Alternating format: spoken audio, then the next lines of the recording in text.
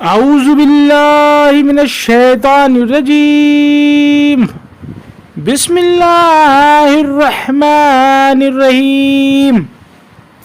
قرآن مجید ترجمہ ہندی آسان، سورہ الرعد نمبر 13 آیت نمبر 1 سے 18۔ سورہ 13 الرعد۔ شروع اللہ کے نام سے جو بڑا مہربان نہایت رحم والا ہے۔ الف لام میم را۔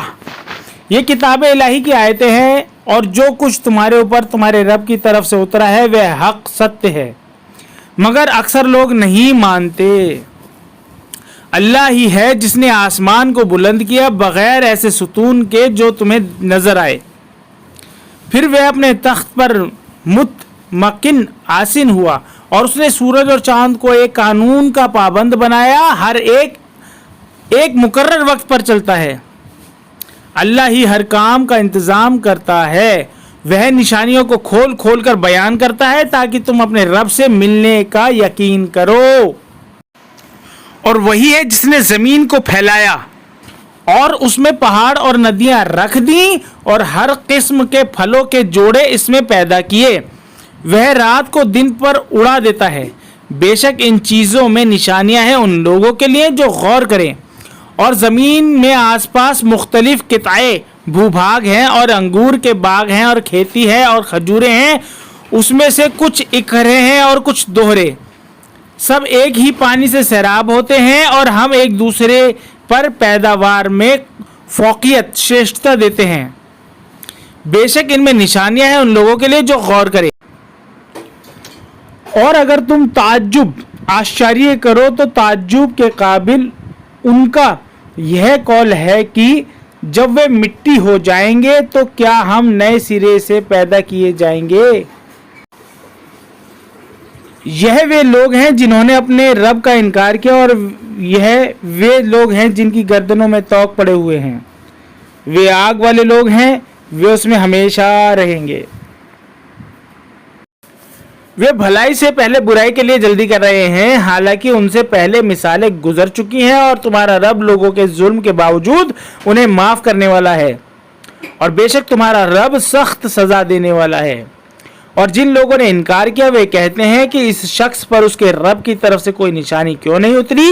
تم تو صرف خبردار کر دینے والے ہو اور ہر قوم کے لیے ایک راہ بتانے والا ہے۔ اللہ جانتا ہے ہر مادہ کے حمل گرو کو، اور جو کچھ رحموں میں گھٹتا یا بڑھتا ہے اسے بھی، اور ہر چیز کو اس کے یہاں ایک اندازہ ہے۔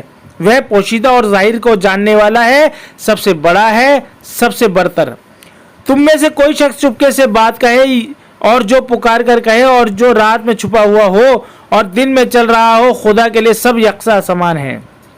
ہر شخص کے آگے اور پیچھے اس کے نگراں رکشک ہیں جو اللہ کے حکم سے اس کی دیکھ بھال کر رہے ہیں۔ بے شک اللہ کسی قوم کی حالات کو نہیں بدلتا جب تک کہ وہ اسے نہ بدل ڈالیں جو ان کے جی میں ہے، اور جب اللہ کسی قوم پر کوئی آفت لانا چاہتا ہے تو پھر اس کے ہٹنے کی کوئی صورت نہیں، اور اللہ کے سوا اس کے مقابلے میں کوئی ان کا مددگار نہیں۔ وہی ہے جو تمہیں بجلی دکھاتا ہے جس سے ڈر بھی پیدا ہوتا ہے اور امید بھی، اور وہی ہے جو پانی سے لدے ہوئے بادل اٹھاتا ہے، اور بجلی کی گرج اس کی حمد پرشنسا کے ساتھ اس کی پاکی بیان کرتی ہے، اور فرشتے بھی اس کے خوف سے۔ اور وہ بجلیاں بھیجتا ہے، پھر جس پر چاہے انہیں گرا دیتا ہے، اور وہ لوگ خدا کے باب وشے میں جھگڑتے ہیں، حالانکہ وہ زبردست ہے، قوت والا ہے۔ سچا پکارنا صرف خدا کے لیے ہے، اور اس کے سوا جن کو لوگ پکارتے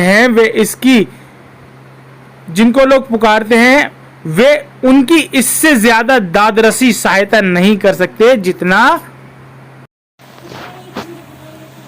پانی اس شخص کی کرتا ہے جو اپنے دونوں ہاتھ پانی کی طرف پھیلائے ہوئے ہو تاکہ وہ اس کے منہ تک پہنچ جائے، اور وہ اس کے منہ تک پہنچنے والا نہیں۔ اور منکرین کی پکار سب بے فائدہ ہے، اور آسمانوں اور زمین میں جو بھی ہے سب خدا ہی کو سجدہ کرتے ہیں، خوشی سے یا مجبوری سے، اور ان کے سائے بھی صبح و شام۔ کہو آسمانوں اور زمین کا رب کون ہے؟ کہہ دو کہ اللہ۔ کہو کیا پھر بھی تم نے اس کے سوا ایسے مددگار بنا رکھے ہیں جو خود اپنی ذات کے نفع اور نقصان کا بھی اختیار نہیں رکھتے؟ کہو کیا اندھا اور آنکھوں والا دونوں برابر ہو سکتے ہیں، یا کیا اندھیرا اور اجالا دونوں برابر ہو جائیں گے؟ کیا انہوں نے خدا کے ایسے شریک ٹھہرائے جنہوں نے بھی پیدا کیا ہے جیسا کہ اللہ نے پیدا کیا، پھر پیدائش ان کی نظر و مشتبہ سندگدھ ہو گئی؟ کہو اللہ ہر چیز کا پیدا کرنے والا اور وہی ہے اکیلا زبردست۔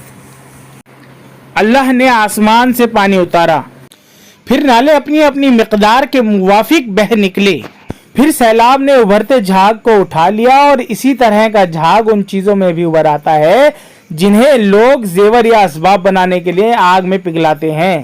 اس طرح اللہ حق ستے اور باطل استے کو مثال بیان کرتا ہے۔ پس جھاگ تو سوکھ کر جاتا رہتا ہے، اور جو چیز انسانوں کو نفع پہنچانے والی ہے وہ زمین میں ٹھہر جاتی ہے۔ اللہ اسی طرح مثال بیان کرتا ہے۔ جن لوگوں نے اپنے رب کی پکار کو لبیک کہا ان کے لیے بھلائی ہے، اور جن لوگوں نے اس کی پکار کو نہ مانا، اگر ان کے پاس وہ سب کچھ ہو جو زمین میں ہے اور اس کے برابر اور بھی ہو تو وہ سب اپنی رہائی کے لیے دے ڈالے، ان لوگوں کا حساب سخت ہوگا اور ان کا ٹھکانہ جہنم ہوگا، اور وہ کیسا برا ٹھکانہ ہے۔ صدق اللہ العظیم۔